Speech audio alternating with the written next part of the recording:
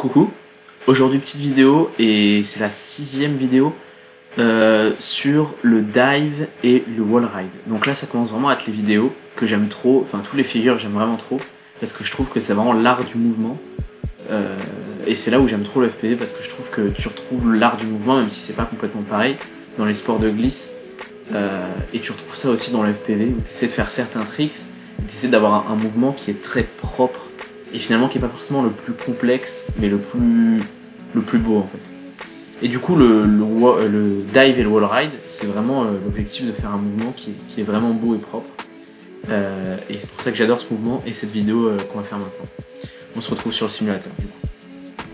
Ok, du coup vraiment dans le wall ride et le dive c'est vraiment un travail de précision où en fait tu vas te lancer d'une manière ou d'une autre, soit tu vas te lancer soit tu vas te laisser tomber et tu vas essayer de te coller un objet. C'est pour ça que je parlais de mouvement, dans le sens où ce qui est beau, c'est d'être proche de l'objet. Dans le sens où, déjà, je vais te montrer déjà un dive, c'est vraiment très simple. C'est-à-dire que un dive normal, c'est-à-dire que tu vas te mettre en hauteur et tu vas juste te laisser tomber. Et c'est assez beau en FPV de se laisser tomber, dans le sens où tu lâches complètement les gaz, tu essaies d'équilibrer un peu, et tu peux tourner un peu sur toi-même, tu vois. Et bon là je suis tombé comme une merde un peu. Mais pour dire, donc tu vois, tu te laisses tomber tranquillement, et ça jusque là, ça reste pas très compliqué, tu vois. Et finalement, ça réside pas forcément de précision, tu vois, mais ça peut être assez beau juste pour débuter, tu t'apprends à juste te laisser tomber, donc tu prends de la hauteur, tu vois, et tu peux commencer à tourner, et pareil, tu utilises le yo pour éviter de tourner n'importe comment, et tu descends tranquillement. Mais le dive, quand il devient vraiment intéressant, c'est que tu arrives sur un spot et tu trouves un obstacle qui finalement te correspond bien et enfin, qui est diveable, on va dire. Par exemple, tu vois cet immeuble, si tu en avais tous les jours, bon, ce serait génial, mais c'est pas toujours le cas. Et tu prends l'immeuble de façon assez simple et l'objectif, ça va essayer de te lâcher sans toucher l'immeuble parce que sinon, bah, tu vois, par exemple, dans la vraie vie, bah, t'as plus de drone. Et à la fois en essayant d'être le plus proche possible. Et ça devient de la précision parce que finalement, si t'es pas assez proche de l'immeuble, ça devient très vite assez moche. Parce que quand je te montre un exemple, en fait, par exemple, si jamais tu te mets au niveau de ton immeuble et que t'es par exemple à cette distance-là, bah ça n'a pas du tout le même rendu et finalement c'est plus du tout aussi bon. Et donc ça c'est vraiment le dive qui reste basique et en fait l'objectif ça va être d'allier précision et toutes les techniques qu'on a vues avant. C'est-à-dire par exemple dans un dive tu peux aussi utiliser ton yo comme on avait fait avant. Pour te retourner, regarder l'obstacle, tu peux flipper pour le voir d'une façon différente, tu vois. Et c'est là où ça devient intéressant, tu vois, d'être près de l'immeuble parce que si jamais tu fais un dive sans immeuble et que tu tombes juste et que tu flippes, bon bah c'est pas très joli de voir juste le ciel et on voit pas de mouvement finalement. C'est pour ça que c'est assez sympa dans le dive de finalement de se trouver un obstacle à diver. Que ce soit une montagne, un immeuble, je sais pas, je me mets l'exemple là sous la main là, tu vois. Et donc finalement, en utilisant les différentes variantes, tu peux faire des dives qui sont plus ou moins originaux, on va dire. Et plus ce sera prêt, plus ce sera précis et plus ce sera cool. Mais finalement, c'est plus un entraînement de précision qu'il faut apprendre pour arriver à bien faire ton dive. Donc comme tu peux le voir, plus les vidéos avancent, plus c'est brouillon ce que je dis. C'est-à-dire que pour t'expliquer un dive concrètement, les touches, bah maintenant tu les as en main, mais comment t'expliquer, comment être précis quoi.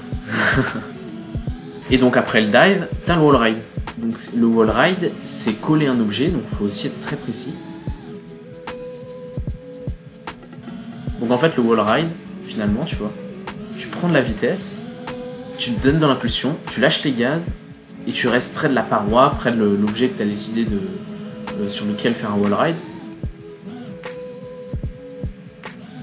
Et tu essaies de rester le plus près possible tout en essayant de gérer tes gaz pour pas exploser la paroi finalement. Et comme d'habitude, tu vois, on peut utiliser nos tuyaux ou notre roll pour par exemple faire des petites variantes, tu te mets dans l'autre sens, tu repars, tu utilises le yo finalement pour tourner à l'intérieur du wall ride et ça peut rendre vraiment très joli dans certaines vidéos qu'on voit de temps en temps. Donc vraiment finalement l'objectif du wall ride et du dive c'est un vrai travail de précision si tu veux. Tu viens de coller à la paroi en donnant une impulsion. Parce que tu contrôles pas une fois que tu t'es lancé, tu vois, tu peux plus trop modifier ta trajectoire. Et c'est là où c'est assez technique. Mais ensuite, il y a encore une autre variante que j'aime beaucoup du dive.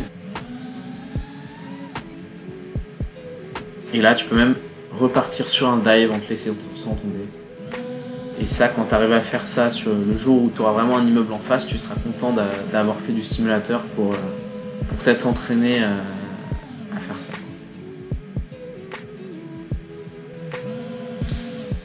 Et après, tu peux essayer finalement de faire des figures assez smooth, dans le sens où tu montes la paroi. Donc d'abord, tu la prends comme ça et ensuite comme ça. Tu continues de monter et tu la descends en dive. Ok, du coup fin de cette vidéo sur les dives et les wall rides, et j'espère que ça t'a plu. Pour moi c'est vraiment une figure trop cool et il faut s'entraîner à la faire sur simulateur parce que parfois t'arrives dans la vraie vie et tu veux faire ton truc sur un spot que t'aimes trop, t'as pas beaucoup de batterie et tu t'es pas assez entraîné, ton dive il est pas comme tu voulais et t'es super triste parce que tu voulais faire mieux, alors que si tu t'étais entraîné à fond sur Simu, t'aurais réussi quoi. Du coup j'espère que ça t'a plu. Dans la prochaine vidéo on essaiera de voir tout ce qui est juicy, parce que ça aussi c'est ouf, en tout cas ça rejoint tout cet art du mouvement, tu vois, je trouve. Et sur ce, à la prochaine.